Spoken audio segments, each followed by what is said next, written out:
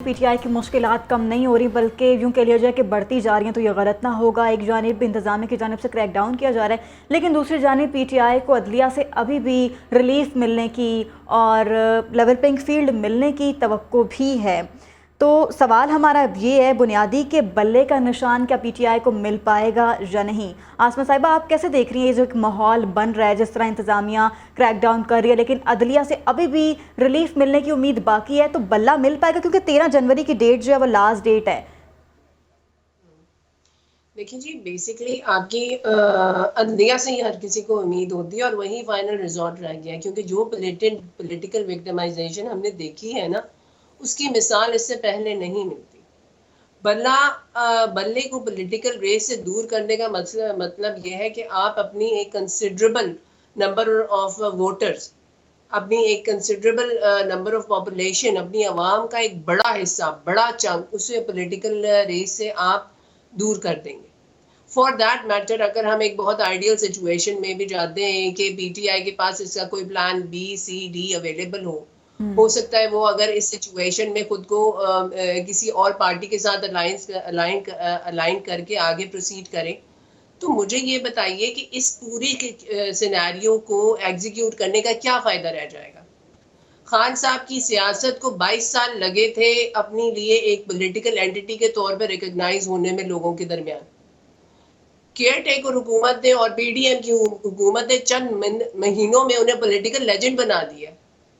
अल्लाह सेहत लंबी जिंदगी दे हमारे सारे पॉलिटिकल लीडर्स को, पीपल पार्टी के, पीटीआई के, आपके नून लीग की और सारे पॉलिटिकल लीडर्स, क्योंकि इनके साथ अवाम की उम्मीदें वाबस्ता होती हैं। लेकिन गॉड फॉरबिड अगर खान साहब नहीं भी रहते तो आपका क्या ख्याल है, उनकी पॉलिटिकल आइडियोलॉजी यहाँ पे खत्म हो जाएगी, बल्ले के साथ खत्म हो जाएगी?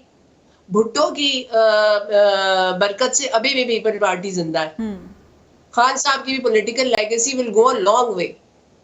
तो ये सब इंडेवर्स बहुत ला हासिल है, ये सिर्फ इलेक्शन के प्रोसेस को डिरेल करने के अलावा और कुछ नहीं कर सकते, उसे मजीद कॉम्प्लिकेटेड करने के अलावा it will serve no purpose.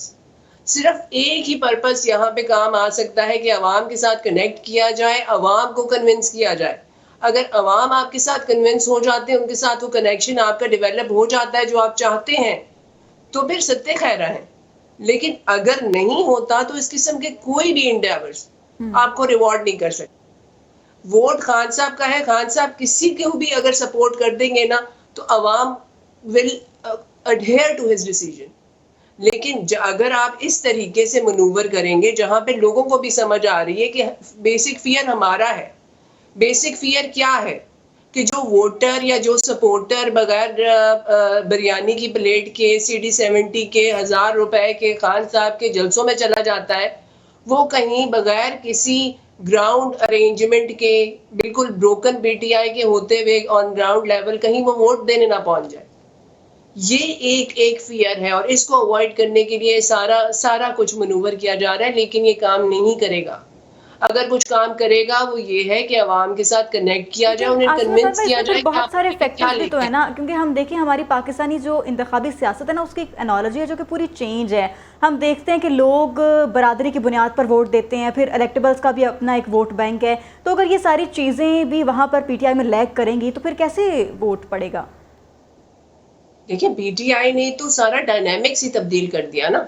PTI ने कह दे या ओपोनेंट्स की एक कॉम्प्लेक्स स्ट्रेटजी ने जिसने सर्व पीटीआई को किया। पीटीआई ने अब पूरा डायनामिक्स ऐसे तब्दील कर दिया कि उनकी फर्स्ट ईयर लीडर खान साहब तो जेल में, सेकेंड ईयर लीडर है ही नहीं, जो है वो कहीं क्या कहते हैं अंडरग्राउंड है या फिर वो केसेस में इंटैंगल्ड है। थर्ड ईयर लीडरशिप को आपने वैसे ही आइदर यू कन्विंस देम और स्केयर देम अवे। अब उनके पास सिर्फ उनका जियाला वर्कर रह गया है, जिसको ना कभी कोई एडवांटेज मिला, ना कभी उसने कोई हुकूमतें देखी, ना कभी उसने इवन खान साहब से हाथ मिलाया भी नहीं। इवन तस्वीरें देख देख के और तकरीरें सुन सुन के वो जो एक क्रेजी वर्कर होता है ना, जिसे कुछ नहीं चाहिए होता, वो अब लीडरशिप में आ गया। और साथ एक लोगों का एक माइंड बनता जा रहा है। हम एक बहुत लफ्ज सुनते हैं ना, जहन साजी, जहन साजी। वो खान साहब की तरफ से जहन साजी ओपोनेंट्स ने की, इस पॉलिटिकल विक्टिमाइजेशन ने की, इस ओवर द बोर्ड जाके एक पूरा का पूरा सिनेरियो क्रिएट करने ने की। खान साहब की कैंपेन खान साहब नहीं चलाते, खान साहब की कैंपेन उनके ओपोनेंट चलाते। तो ये जो एक डायनामिक्स तब्दील हुआ है ना, जहाँ लीडरशिप की कोई वैल्यू ही नहीं रह गई। हाँ ये है कि अब इलेक्टेबल्स अपने लिए इधर उधर तलाश कर रहे हैं अपनी एक पोजीशन, कुछ हल्के अभी हम जब मैं अपनी स्टडी कर रही थी इलेक्शन के लिए, कुछ हल्के हैं जहां अभी भी इलेक्टेबल्स का हैव अ सॉलिड ग्राउंड। इस वजह से नहीं कि वो इलेक्टेबल है, इस वजह से कि उन्होंने आवाम की अपने लोगों के लिए काम किया हुआ है, लोग उन्हें ट्रस्ट करते हैं। लेकिन उसके अलावा इस दफा जो इलेक्शन होगा वो बहुत मुख्तलिफ तरीके का होगा।